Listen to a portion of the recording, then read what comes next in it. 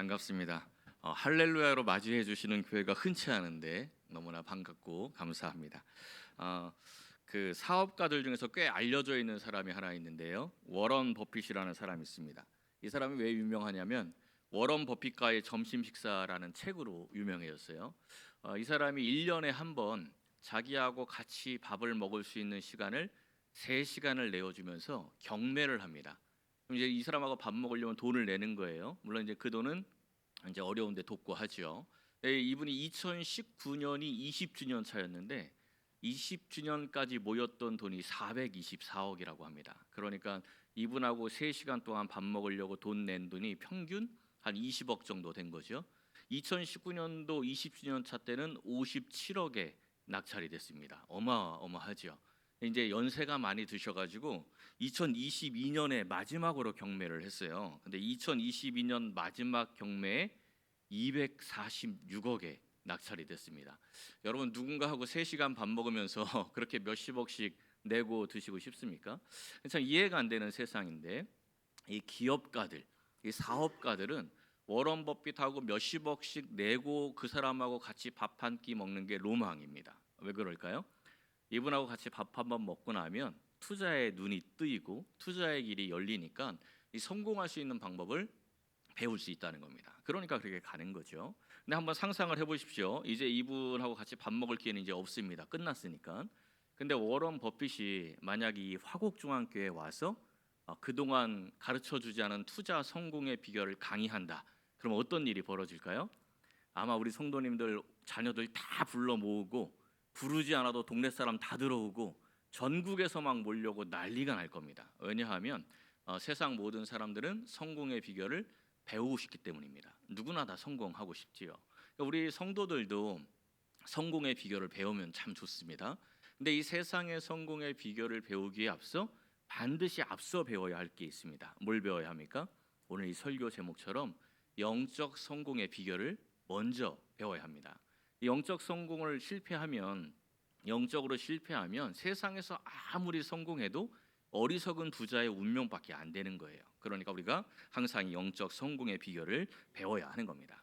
오늘 이제 우리가 나눌 말씀이 여호수아는 이 여호수아서에서 치룬 전쟁 모든 전쟁을 다 이긴 사람입니다. 그 중에 한번 이제 아이성 전투에서 한번 패배를 한 적이 있어요. 근데 그 패배마저도 패배하자마자 회개하고 기도하여서 다시 승리로 바꿨던 인물이 여호수아입니다. 이 여호수아를 통해서 우리가 영적 승리의 비결을 배울 수가 있는 거죠. 오늘 이 말씀은 이 모든 전쟁을 승리로 이끌었던 여호수아가 이제 첫 가나안 땅으로 들어가는 요단강을 건너는 사건입니다. 이 요단강을 건너는 사건을 통해서 신앙인의 성공 비결을 우리가 배울 수가 있습니다. 사랑하는 성도 여러분, 특별히 오늘 헌신 예배를 드리는 우리 재직 여러분, 오늘 말씀을 참고하면서 영적 성공의 비결을 깨닫고 그대로 실천하여서 성공하는 인생들이 되시기를 예수님의 이름으로 간절히 축원합니다. 이 첫 번째, 우리가 영적 성공의 비결 첫 번째는 지체하지 않는 순종입니다. 우리 여호수아 3장 우리가 지금 읽었지요. 이 3장 1절을 한번 보십시오.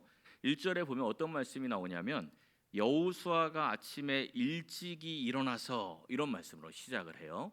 이 여호수아가 아침에 일찍 일어났다 이 말씀이 굉장히 많이 나옵니다. 이 뒤로 넘어가면 6장, 7장, 8장에도 아침에 일찍 일어났다 이 모습이 계속 반복되어 나옵니다. 좀 오래된 책이긴 한데 스티븐 커비의 성공하는 사람들의 7가지 습관이라는 책이 있어요. 이 책에서 성공하는 사람들의 습관 중에 하나가 뭐냐면 일찍 일어나는 겁니다. 남들보다 일찍 일어나요. 남들보다 일찍 일어나는데 어느 정도 일찍 일어나는지 아십니까? 그 책에 써 있는 걸 보면 3시간 일찍 일어난대요. 보통 사람들보다 3시간 일찍 일어나는 사람들이 성공의 습관을 가진 거예요. 교회에서 누굽니까? 누가 3시간 일찍 일어나요? 새벽 기도 드리시는 분이 딱 3시간 일찍 일어나시는 분입니다. 그러니까 딱 성공의 준비가 되어 있는 분들, 새벽 기도 드리시는 분이에요. 세상에서도 그런 사람들은 성공한다 이렇게 이야기를 하는 거예요. 성경을 봐도 영적으로 성공하는 사람들은 이 아침에 일찍이가 있습니다. 이 아침으로 번역된 단어가 이제 히브리어 보케르인데 새벽을 뜻하는 단어거든요. 이 성공하는 사람들은 거의 이 아침에 일찍이 이 새벽부터 일어나요. 아브라함도 보면 아브라함의 특징 하나가 아침에 일찍입니다. 항상 아침에 일찍이가 나와요. 하나님께서 아브라함에게 여러 가지 이제 명령들을 주신 게 있는데 아브라함이 정말 순종하기 싫었던 명령이 2개가 있습니다. 뭔지 혹시 아세요? 아들 이스마엘 쫓아내라는 거. 광야로 쫓아내면 죽는데 아들 이스마엘을 쫓아내라 이거 하나 하고 21장에 나오죠. 22장에 보면 또 이제 두 번째로 뭘 하라 그래요? 아들 이삭을 번제로 드려라. 이거는 정말 하기 싫은 하나님의 명령입니다. 근데 이 명령에 순종했다는 거 우리가 다 알지요. 근데 그 말씀을 한번 제가 읽어 드릴게요. 창세기 21장 14절에 아브라함이 아침에 일찍이 일어나 떡과 물 한 가죽 부대를 가져다가 이렇게 이스마엘을 쫓아냅니다. 22장에 보면 아브라함이 아침에 일찍이 일어나 나귀의 안장을 지우고 둘 다 어떻게 했어요? 아침에 일찍이. 정말 하기 싫은 하나님의 명령인데 저 같으면 어떻게든지 이 민기적거리다가 저녁이나 돼야 출발할 것 같은데 아침 일찍부터 그 하기 싫은 일들을 이 순종하고 있다라는 겁니다. 절대 지체하지 않죠. 영적으로 성공하는 사람들의 습관, 영적으로 성공하는 이 비결 첫 번째가 바로 지체하지 않는 순종, 무조건 순종하는 겁니다. 이 여호수아서도 역시 마찬가지예요. 이스라엘 백성들이 이 여호수아의 명에 따라서 아침 일찍 일어납니다. 그리고 이제 시딤을 떠나서 요단강 앞에 딱 도달했어요. 여기서 이제 사흘간 유숙을 하는데 사흘간 유숙하면서 보는 게 있습니다. 15절에 보면 요단이 곡식 거두는 시기에는 항상 언덕에 넘치더라 이런 말씀이 나와요. 그러니까 이 여호수아가 이스라엘 백성들을 데리고 가나안 땅에 들어가기 위해서 요단강에 딱 도착했을 때가 우기입니다. 우기라 요단강이 막 범람하는 시기예요. 그럼 어떻게 해야 되죠? 하나님은 요단강을 건너라 했는데 인간적으로 생각해 보면 지금은 건너면 안 되는 거예요. 범람하니까. 조금 지체해야 돼요. 그 명령을 조금 지체해서 우기가 끝나고 강물이 좀 마르고 범람하는 게 좀 줄어들면 그때 건너가면 좀 쉽지요. 굉장히 이 지체할 수밖에 없는 상황인데 여호수아가 어떻게 말씀했는지 13절을 한번 보십시오. 13절을 제가 읽어드릴게요. 온 땅에 주 여호와의 궤를 맨 제사장들의 발바닥이 요단물을 밟고 멈추면 요단물 곧 위에서부터 흘러내리던 물이 끊어지고 한 곳에 쌓여 서리라. 아멘. 이 요단강을 건너라는 하나님의 명령에 전혀 지체하지 않습니다. 그리고 이스라엘 백성들에게 이 여호수아가 명령을 내리는 거예요. 뭐라고 명령을 내렸냐면 언약궤를 맨 제사장들이 요단강에 발을 내디디면 이 요단강 물이 멈출 거야. 이렇게 이야기를 했습니다. 근데 이 말씀은 하나님이 하신 말씀은 아닙니다. 하나님이 여호수아에게 뭐라고 이야기했냐면 7절과 8절을 보면 내가 모세와 함께 했던 것처럼 너와도 함께 하는 것을 이스라엘 백성들이 알게 할게. 니네들 요단강에 발을 내디뎌. 여기까지만 이야기를 해주셨어요. 근데 여호수아가 그 말씀을 듣자마자 어떤 생각이 들었냐면 하나님이 모세 때와 같이 홍해바다를 갈랐던 것처럼 요단강을 가르시겠구나. 하나님이 발을 내디디라고 했으니까 발만 내디디면 이게 갈라지겠구나. 이 생각을 하고 지금 명령을 내리는 겁니다. 그때 이 지체하지 않는 순종을 하는 거죠. 우리도 이러한 순종을 해야 합니다. 근데 우리 성도들이 순종해야 된다, 헌신해야 된다 그러면 좀 두려움을 가질 때가 있습니다. 뭔가 좀 큰 걸 내놔야 될 것 같고 뭔가 좀 큰 일을 해야지 내가 순종하는 것 같고 헌신하는 것 같다라는 생각이 들 때가 있어요. 근데 하나님께서 우리에게 원하시는 순종은 그런 게 아닙니다. 각자가 충분히 감당할 수 있는 순종을 원하세요. 지금 이 여호수아를 통해서 하나님 주신 명령이 뭐냐면 제사장들이 언약궤를 메고 발 한 발 내디드라는 거예요. 하나님께서 내리신 명령이 야 니네들 언약궤를 메고 범람하는 요단강을 헤엄쳐 건너가라 이렇게 명령하신 거 아닙니다. 헤엄을 못 쳐도 돼요. 그냥 발만 내디디면 되는 겁니다. 근데 이 제사장들의 입장에서 한번 생각을 해보세요. 언약궤를 메고 이제 가는 겁니다. 근데 범람하는 강 앞에 딱 쓰면 어떨 것 같으세요? 범람하는 강 보셨어요? 비 많이 왔을 때 범람하는 그 하천에 딱 가보면 정말 무섭습니다. 막 찰랑찰랑하는 게 굉장히 무서워요. 그러니까 하나님은 발을 내디드라 하는데 내딛기가 참 어려운 순간이에요. 근데 이 제사장은 내딛습니다. 15절을 다시 한번 보세요. 15절 하반부에 보면 요단에 이르며 궤를 맨 제사장들의 발이 물가에 잠기자 이렇게 이야기가 나옵니다. 여기서 제사장들의 발이 물가에 잠겼는데 물가가 어디냐면 말 그대로 물의 가장자리입니다. 범람하는 강에 딱 갔는데 물의 가장자리, 물 맨 끝에 물 찰랑찰랑하는 데 있죠. 그 정도는 발 좀 내디딜 수 있어요. 그 물 찰랑찰랑하는 데 가서 자기들의 발을 물가에 잠겼습니다. 근데 이 잠기자라고 번역된 이 히브리어가 타발이라는 단어인데 이 단어가 언제 쓰이는 단어냐면 이 룻기에 보면 이 초를 떡에 초 찍어 먹는 거 있어요. 그러니까 떡에 소스 탁 찍어 먹을 때 쓰는 단어가 요 타발이라는 단어입니다. 여러분들 커피에다가 빵이나 쿠키 찍어 드신 적 있죠? 어떻게 찍어 드세요? 푹 담갔다 드십니까? 아니면 살짝 톡 찍어서 드십니까? 네, 살짝. 왜냐하면 푹 담그면 다 풀어지잖아요. 그게 타발이에요. 그러니까 제사장들이 순종한다고 순종하는데 발을 내딛는데 어떻게 했다고요? 물가에 그냥 살짝 그렇게 순종을 한 겁니다. 그리고 더 재밌는 게 뭐냐면 이 단어가 여기서 수동태로 쓰였어요. 이 수동태로 쓰였다, 이게 어떤 의미냐면 옛날에, 요즘에는 좀 잘 안 쓰는 유머인데 옛날에 채불암 시리즈 유머 많았죠. 기억나시는 유머 있을 것 같은데 채불암이 이제 유람선을 타고 막 여행을 하는데 어떤 애가 물에 빠졌어요. 물에 빠졌는데 아무도 얘를 건지려고 들어가는 게 아무도 안 들어가요. 그 채불암이 들어가가 갑자기 탁 뛰어들더니 애를 건져서 막 올라옵니다. 그래서 사람들이 막 박수를 치면서 잘했다고 하는데 채불암이 그때 뭐라 그랬어요? 네, 표정들을 보니까 아시는 분들이 몇 분 계세요. 채불암이 그러잖아요. 누가 밀었어? 이러잖아요. 이게 수동태입니다. 이게 수동태예요. 제사장들이 지금 발을 내디디면서 요단강에 발을 탁 내디디면서 하나님께 순종을 했는데 이게 능동적으로 막 자신 있게 죽으면 죽으리라고 탁 내딘 게 아니라 겁이 나가지고 잔뜩 움츠러든 채로 빵 소스에 찍듯이 발 그냥 살짝 담그는데 그 담그는 것도 누가 밀었다는 거예요. 누가 밀었을까요? 그렇죠. 하나님이 밀었습니다. 하나님이 감당케 하려고 성령께서 그 마음을 밀어서 발을 그냥 내딛게 한 거예요. 아주 작은 순종이죠. 아주 작은 순종입니다. 근데 이 아주 작은 순종을 통해서 하나님이 놀라운 역사를 일으켜 주셨어요. 16절에 한번 보세요. 위에서부터 흘러내리던 물이 딱 그쳤습니다. 그래서 사르단에 가까운 매우 멀리 있는 아담 성읍 변들이 일어나서 한 곳에 쌓여서 물이 온전히 끊어졌다라는 말씀이 16절에 나와요. 이 말씀은 이제 우리가 지명을 잘 모르니까 좀 어떤 느낌인지 잘 모르시겠죠. 여기서 이제 이 사르단 성읍 있는 이쪽이 어디냐면 지금 이스라엘 백성들이 건너려고 하는 곳에서 북쪽으로 한 30km 정도 떨어져 있는 곳입니다. 거기서부터 물이 쌓여 있다는 거예요. 조금 체감되게 말씀드리면 우리 화곡중앙교회 모든 성도님들이 이제 가양대교 밑에서 한강을 딱 건너려고 준비를 하고 있는데 우리 김남현 목사님이 장로님들한테 발을 내디드세요 이랬습니다. 그래서 장로님들이 가서 발을 탁 내딛는데 갑자기 물이 탁 끊겼습니다. 근데 어디로 끊겼냐면 북쪽으로 말하면 오두산 전망대부터 물이 끊겼고 이쪽 동쪽으로 말하면 구리 밑에 있는 암사대교까지 물이 끊긴 거예요. 그러면 이스라엘 백성들이 보기에 우리들이 보기에 한강이 쫙 갈라진 것으로 보일까요? 아니면 사라진 것으로 보일까요?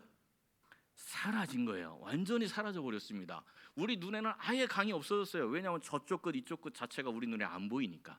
그러니까 이스라엘 백성들이 요단강을 건너려고 이 발을 딱 내딛었을 때 요단강 자체가 완전히 사라져 버린 겁니다. 그리고 그 땅을 이스라엘 백성들이 마른 땅을 건너게 되었지요. 이 분명히 눈앞에 범람하는 강이 있었습니다. 도저히 이 강을 건널 수가 없다, 지체할 수밖에 없다, 이런 생각이 있었는데 인간의 그 연약한 믿음과 인간의 연약한 순종으로 그 범람하는 강이 완전히 사라져 버렸습니다. 이게 순종의 능력입니다.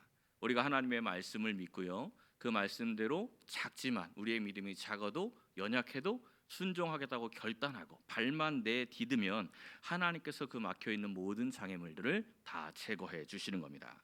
혹시 가정에 어려움이 있거나 일터에 어려움이 있거나 아니면 교회 안에서 뭔가 어려움을 만날 때 또 뭔가 넘지 못할 그런 한계들을 만날 때 우리가 어떻게 해야 합니까? 하나님 우리를 제사장으로 선택해 주셨으니 우리도 지체하지 말고 하나님의 말씀대로 순종하여서 발을 내딛어야 합니다.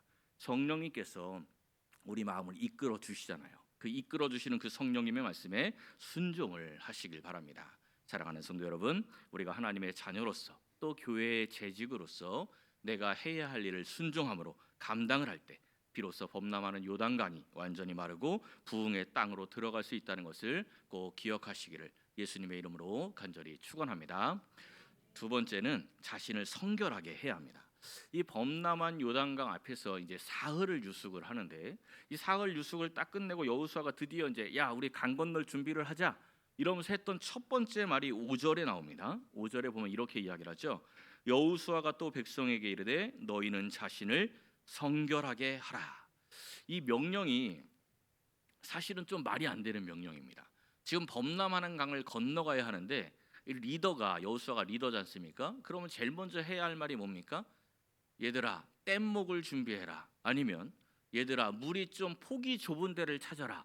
이런 명령이 현실적인 명령이고 그 명령을 내려야 이스라엘 백성들이 우리 리더가 똑똑하네 이런 생각을 할 텐데 여호수아가 한다는 말이 뭐냐면 야 니네 성결을 준비해. 지금 강 건널 준비를 해야 되는데 성결을 준비해라 이렇게 이야기를 하는 겁니다. 여호수아가 왜 이런 이상한 명령을 내렸을까요? 지금 40년 만에 다시 요단강 앞에 선 겁니다. 이스라엘 백성들이 40년 전에 이 가나안 땅 이 처음에 들어가려고 했었죠. 근데 그때 왜 실패했습니까? 그때도 요단강이 범람해서 실패했습니까? 아니죠. 그러면 가나안 땅에 있는 사람들이 강해서 실패했습니까? 역시 그것도 아닙니다. 모세가 모자라서 실패했습니까? 그것도 아니죠. 실패한 이유는 딱 하나밖에 없습니다. 이스라엘 백성들이 믿지 못했기 때문에. 믿으면 성공인데 믿지 못한 거예요. 그러니까 여호수아가 그 실패의 진짜 원인을 알고 있는 거죠. 그러니까 지금은 우리가 요단강을 들어가기 전에 우리의 믿음을 점검해야 된다. 너희들 스스로 믿음을 점검하고 이제 하나님을 붙들고 나아가자. 이걸 말씀하는 겁니다. 우리 하나님은 역사하시기 전에 항상 성결을 요구하시죠. 출애굽한 이스라엘 백성들도 이 시내산에서 언약을 맺을 때 먼저 성결을 준비하라고 말씀해 주셨습니다. 구약에서만 이 성결을 강조하는 게 아니에요.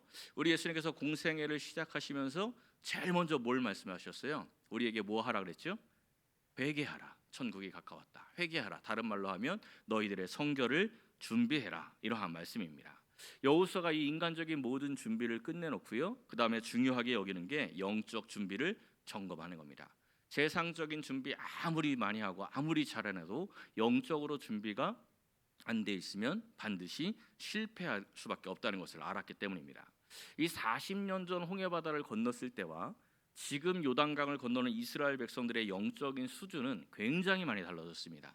홍해바다 건널 때 이스라엘 백성들은 어떠했죠? 막 원망하잖아요. 원망하고 불평하고 있었는데 요단강을 건너는 이스라엘 백성들은 원망과 불평이 없습니다. 성결을 준비해라 했더니 자신의 성결을 준비해요.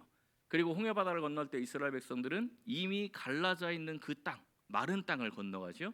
요단강을 건너갈 때는 범람하는 강을 건너갑니다.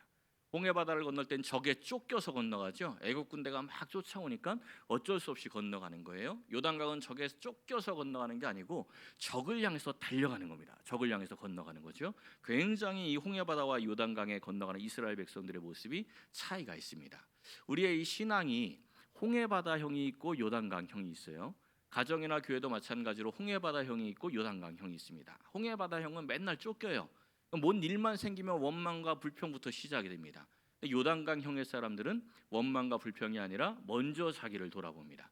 내가 지금 하나님 앞에 바로 서 있나 자신의 성결을 점검하는 거죠. 그렇게 성결을 점검할 때 이 하나님께서 역사하시고 인도하시는 겁니다. 그러한 교회가 성공하는 거죠. 5절 끝에 보면 여호와께서 내일 너희 가운데 기이한 일들을 행하시리라. 이 말씀 앞에 뭐가 있어요? 너희 자신의 성결을 준비해라. 우리가 성결을 준비할 때 여호와께서 기이한 일들을 우리에게 행해 주시는 겁니다.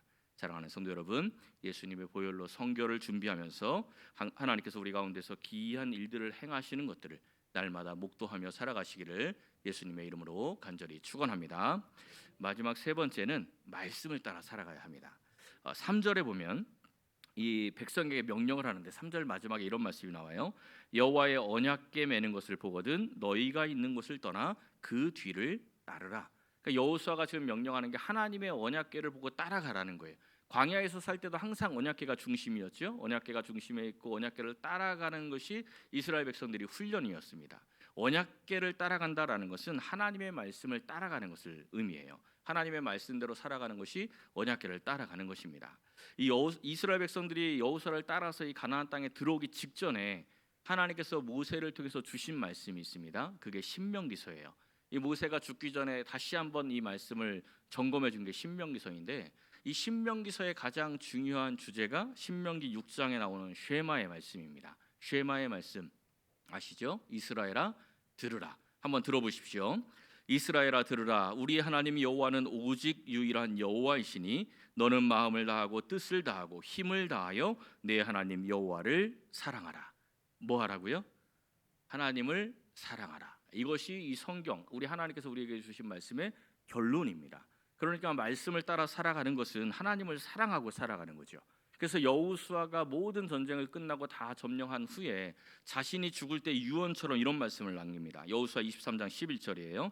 그러므로 스스로 조심하여 너희의 하나님 여호와를 사랑하라. 뭐 하라고요? 하나님을 사랑하라. 부활하신 예수님께서 다시 물고기 잡으러 간 그 베드로에게 찾아가서 똑같은 질문을 3번 하셨죠. 뭘 물어보셨습니까? 네가 나를 사랑하느냐? 왜 자꾸 그걸 물어보죠? 사랑해야 사명을 감당할 수 있기 때문입니다. 한 30년도 더 된 것 같은데, 예전에 이제 제가 좀 어릴 때죠, 고등학생 때인데 우리 누님들과 함께 포천에 밤을 죽으러 간 적이 있습니다. 이 포천에 아주 밤나무 숲이 좋은 데가 있었거든요. 그 이제 조카들을 데리고 거기 갔는데 앞에 이제 밤나무 바로 앞에 묘지가 이렇게 몇 개 있었어요. 근데 묘지는 잔디밭이 좋지 않습니까? 그 잔디에 조카들 3살짜리 조카 둘하고 5살짜리 조카 하나가 있었는데, 여기서 니네들 놀아라 하고 바로 옆에 있는 밤나무 그 숲에서 밤을 막 죽고 있었어요. 근데 갑자기 아이들이 비명 소리가 확 들리더니 막 울고불고 난리가 난 겁니다. 그래서 밤을 줬다가 너무 놀랐어요. 왜냐하면 이제 바로 며칠 전에 벌초를 하다가 뱀에 물렸다는 뉴스가 있었거든요. 그래가지고 뱀이 나타나는 줄 알고 너무 놀라서 막 뛰어왔는데 어떤 일이 생겼냐면 3살짜리 그 남자 조카아이가 묘지에 있는 땅벌집이 있었는데 그걸 쑤신 거예요. 그래가지고 이 땅벌들이 튀어나와가지고 이 아이 3명을 완전히 막 둘러싸가지고 쏘고 있는 거죠. 정말 난리가 난 거죠. 너무 깜짝 놀랐는데 우리 누님 둘이서 막 뛰어 들어가서 애를 하나씩 안고 나오는데 문제가 있죠. 애가 몇 명이에요? 애는 3명이에요. 그러니까 이제 누님이 뛰어 들어가다가 나한테 야 수경이 이러면서 소리를 져가지고 저도 얼떨결에 뛰어 들어가서 애를 안고 길가 쪽으로 막 뛰어 나왔는데 그 사이에 이제 벌이 2방이 쏘였어요. 벌 2방 쏘이고 이제 누님들은 애들 딱 꺼내 오자마자 막 몸에 붙어 있는 막 머릿속에도 벌이 있고 난리가 났거든요. 그걸 맨손으로 막 다 뜯어내는 거예요. 막 벌을 막 뜯어내고 그리고 달려서 이제 병원 응급실로 갔습니다. 너무나 다행히도 그 벌이 굉장히 독성이 약한 벌이었어요. 그래서 애들이 막 수십 방을 쏘였는데도 의사가 이거 독성이 별로 없으니까 괜찮다고 근데 치료를 좀 해주고, 저도 이제 2방 쏘였으니까 같이 이제 치료를 받고, 그리고 돌아오는 길에 누님한테 내가 당신 딸을 구하다가 일이 됐으니 어찌할 거냐 이제 이러면서 이제 돌아왔어요. 돌아와서 애들이 막 울면서 이제 계속 칭얼대면서 돌아왔는데 집에 와서 애들이 이제 조금 안정이 됐습니다. 약도 먹고 하니까 안정이 돼서 잠이 들었어요. 애들을 딱 잠든 걸 보더니 누님이 갑자기 그러는 거예요. 벌에 쏘였다 이러는 거예요. 그리고 손을 봤더니 손이 탱탱 보여 있습니다. 안 쏘일 리가 있겠습니까, 그죠? 저는 그냥 꺼내 나오는 중에도 2방이 쏘였는데 맨손으로 애들 몸에 붙어 있는 벌을 막 뜯어냈는데 벌이 안 쏘일 리가 없지요. 근데 애들이 아픈 동안에는 자기가 벌 쏘인 것도 모르는 거예요. 애들 안정되고 나서야 벌에 쏘였구나 그러고 있는 겁니다. 그때 그걸 보면서 야, 우리 누님들이 정말 엄마가 됐구나 이런 생각을 하게 되었습니다. 근데 한번 생각을 해보십시오. 우리 누님들은 벌 되게 무서워합니다. 그 벌들이 아이들을 둘러싸고 있을 때 우리 누님들이 지금부터 나는 벌을 무서워하지 않으리라 결단하고 각오하고 그리고 뛰어 들어갔을까요? 그렇지 않죠. 전혀 그런 결단 없었습니다. 여전히 벌은 무서워요. 그냥 무조건 뛰어 들어가는 겁니다. 왜? 왜? 내가 사랑하는 자녀가 벌에 둘러싸여 있으니까. 거기에는 결단이 필요 없어요. 무조건 뛰어 들어가는 거지요. 우리가 하나님의 일을 할 때 결단하고 각오하고 기도하고 이건 하기 싫다는 핑계입니다. 뭐가 문제일까요? 하나님을 사랑하지 않는 거예요, 사실은. 하나님을 사랑하면 뭘 결단하고 자시고 할 게 뭐가 있겠습니까? 무조건 뛰어 들어가는 거죠. 무조건 뛰어 들어가서 사랑으로 일을 하는 겁니다. 그래서 우리 예수님께서 베드로에게 너 진짜 나 사랑하는 거 맞냐? 이렇게 계속 반복해서 물어보는 겁니다. 우리가 하나님의 말씀대로 살기 위해서 또 재직으로서 사명을 감당하기 위해서 꼭 필요한 것은 우리의 결단이나 의지가 아닙니다. 하나님을 향한 사랑입니다. 내가 하나님의 뜻대로 살지 못하고 또한 사명을 제대로 감당하지 못하고 있다면 뭘 점검해야 합니까? 내가 하나님을 사랑하고 있는지 점검을 해야 합니다. 이 세상에는 성공하는 방법의 책들이 참 많이 나와 있습니다. 그런데 그 책을 다 읽었다고 해서 성공하는 것은 아니죠. 방법에 문제가 있는 게 아니고 실행을 할 줄 몰라서 성공하지 못하는 겁니다. 신앙의 성공도 마찬가지입니다. 새벽에 일찍 일어나서 기도하고 지체하지 말고 순종해야 하는 것 다 압니다. 그렇죠? 다 압니다. 하지만 실행하지 않을 뿐이죠. 자신을 성결하게 준비해야 하는 것도 역시 다 압니다. 실행하지 않을 뿐이죠. 말씀 따라 살아가야 하고 하나님을 사랑해야 된다는 것 다 압니다. 역시 실행하지 않을 뿐입니다. 사랑하는 성도 여러분, 하나님께서는 이 여호수아를 통해서 우리에게 분명한 영적 성공의 비결을 가르쳐 주셨습니다. 이 말씀을 그냥 흘려보내지 마시고 이 말씀 그대로 실천하여서 여러분의 가정과 일터 그리고 하나님께서 사랑하시는 이 화곡 중앙교회 가운데 기이한 일을 행하시어서 부흥케 하시는 그 하나님의 능력을 날마다 목도하며 살아가시기를 예수님의 이름으로 간절히 축원합니다. 기도하겠습니다. 사랑의 하나님 감사합니다. 하나님께서 사명을 맡기신 교회의 재직들이 헌신을